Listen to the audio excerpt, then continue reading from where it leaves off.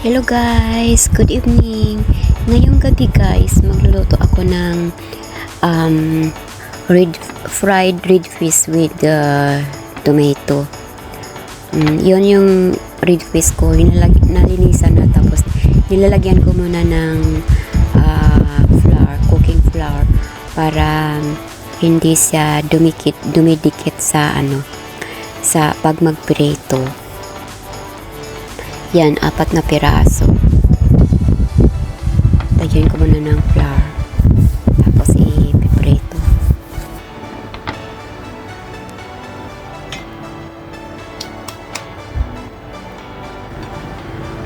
Yan na yung frying pan. Nakahanda na yung mainit na mantika. Tapos ilalagay ko na yung isda. Malalaki yung isda ko guys. Alam nyo ng red fish. Ha ha ha. Yan. Ipiprito ko siya. Subukan nyo guys. Masarap siya sa tomato.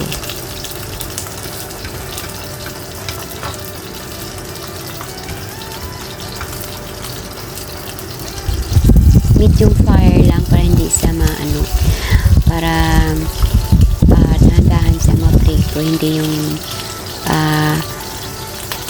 masyadong hindi yung masyadong yung labas niya yung crispy ba.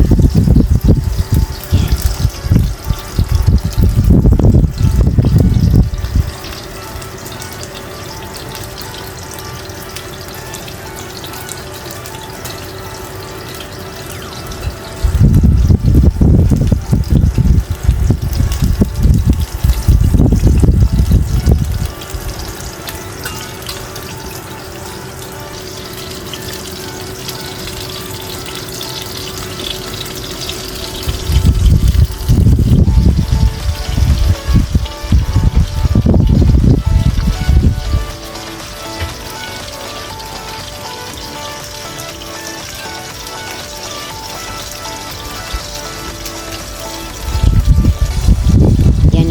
Baliktarin ko na kasi medyo golden brown na yung sa kabila.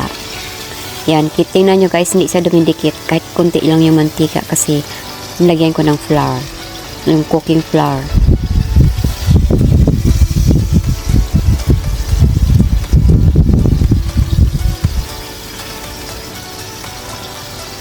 Yan, dahan-dahan lang guys, baka masira.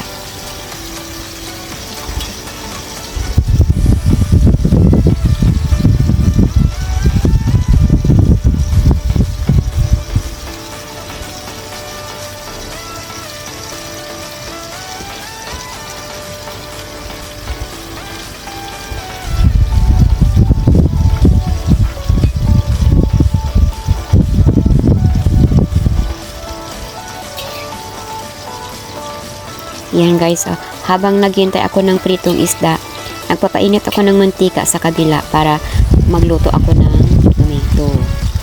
Yan, medyo mainit. Kunti yung nilagay na ako ng garlic. Chop garlic, minced garlic. Yan.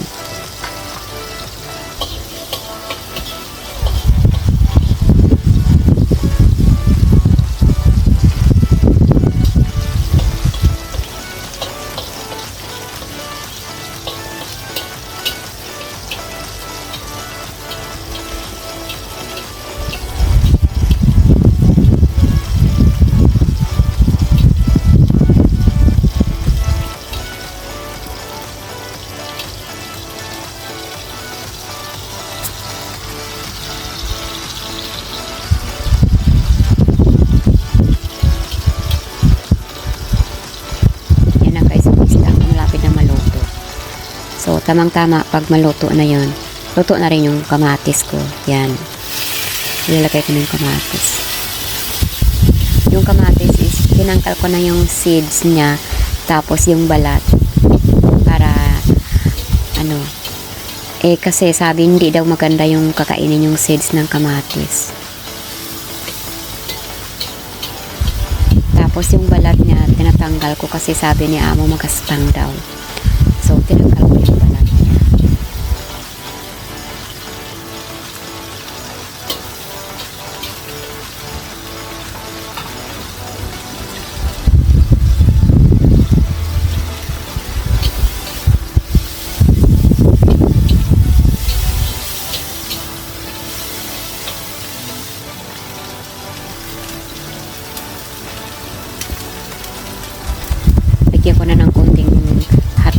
kasi medyo dry. Pero pag depende sa kamatis nyo guys, pag hindi siya dry, huwag nyo lagyan ng tubig. Diretso na yung tomato sauce niya. Yung ketchup pala. Ketchup pala yung nilalagay ko para medyo matamis ng konti. Pero pag dry yung kamatis, lagyan ng konting tubig, mga 2 kutsara. Yun.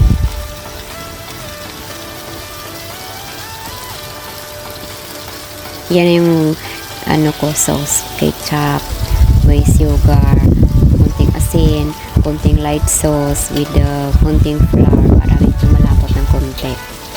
Yan na. So, kalahati lang muna nilagay ko.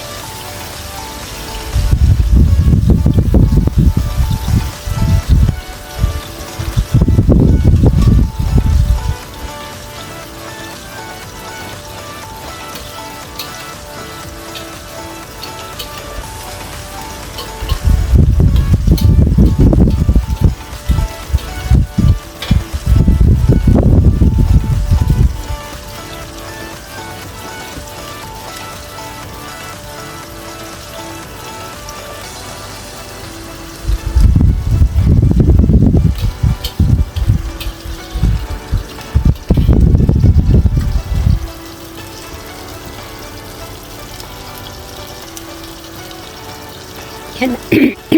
Ilalagay ko na naman yung natira kong sauce. Yan. Yan na yun.